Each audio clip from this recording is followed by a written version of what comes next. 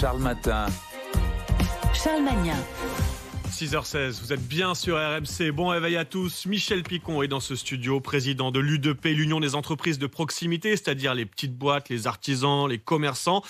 Et Michel Picon, le gouvernement vient de vous envoyer une liste très attendue, celle des métiers en tension. Une liste qui n'avait pas été révisée depuis 2021.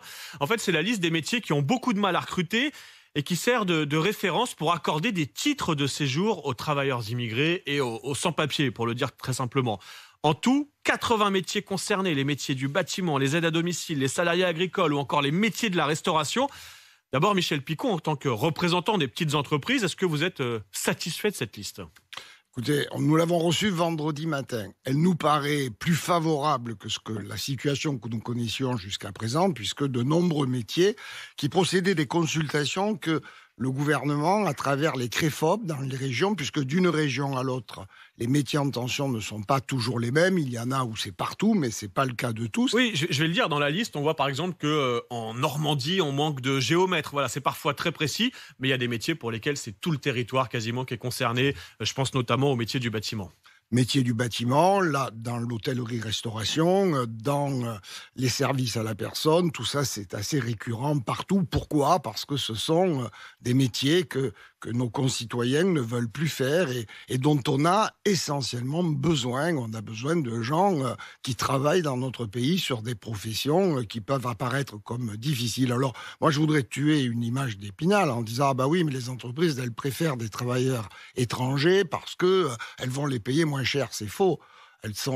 Nos entreprises sont régies par des conventions collectives et le salaire qui est versé à un étranger est le même que celui qui serait versé à Ils sont payés au SMIC, pour le dire clairement, au minimum, en tout cas. Oui, au minimum au SMIC. Et sur les cuisiniers, par exemple, ils sont payés beaucoup plus confortablement que ça, puisqu'un cuisinier, aujourd'hui, c'est autour de 3 000 €. Sauf qu'en fait, si je comprends bien, ce sont les remontées des patrons sur tout le territoire, que ce soit dans la restauration, dans le bâtiment, dans l'hôtellerie, qui disent on propose ces métiers aux Français via France Travail, Pôle emploi précédemment, mais on ne trouve pas de candidats français, c'est ça ? Tout à fait.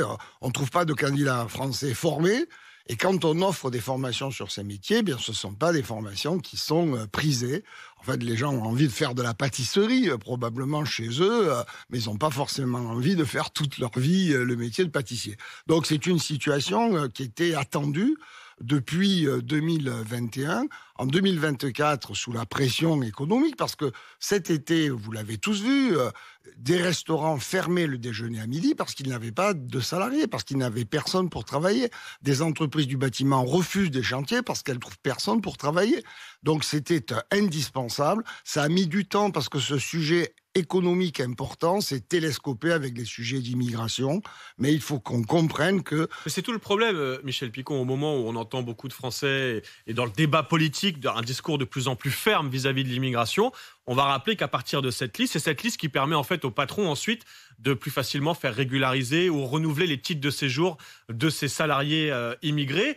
Et certains vont vous dire, bah oui, mais c'est un appel d'air. Là, on publie la liste des métiers en disant, bah venez en France pour ces métiers-là, on recrute. Qu'est-ce que vous répondez à ceux qui disent, attendez, là, ça ouvre les vannes de l'immigration au moment où beaucoup de Français et beaucoup surtout de responsables politiques demandent plus de fermeté sur ces questions.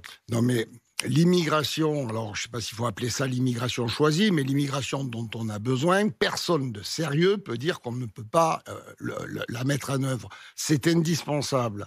La démographie de notre pays, le besoin de maintenir des personnes âgées à domicile va créer des milliers d'emplois qu'il faudra bien qu'ils soient exercés, et même si on devait les réserver à nos concitoyens, ils ne seraient pas suffisamment nombreux pour les faire. Donc nous avons besoin d'immigration, et puis somme toute, ça met fin à une hypocrisie de gens qui sont sans papier chez nous. Alors, la raison pour laquelle ils sont sans papier, c'est que leur titre de séjour s'est terminé, ils n'ont pas pu le renouveler, il y a des tas de situations. Depuis 8 ans, 10 ans, ces gens sont sur le territoire national, dans nos entreprises, ils travaillent. Nous payons des cotisations sociales et on ne peut pas les régulariser. Ce texte va permettre enfin de les régulariser. Il a une dimension humaine indispensable.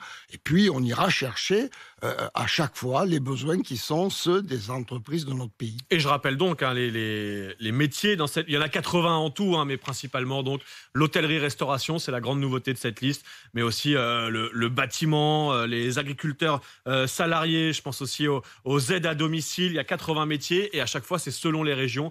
Évidemment, ce sont les remontées de terrain des patrons et des filières un peu partout sur le territoire. Vous avez une dernière réunion avec le gouvernement, c'est ça, pour valider la liste ? Vendredi, le projet d'arrêté nous a été soumis. On verra si on peut faire quelques réglages. Nous avons demandé à nos fédérations de regarder si tout était à peu près correct.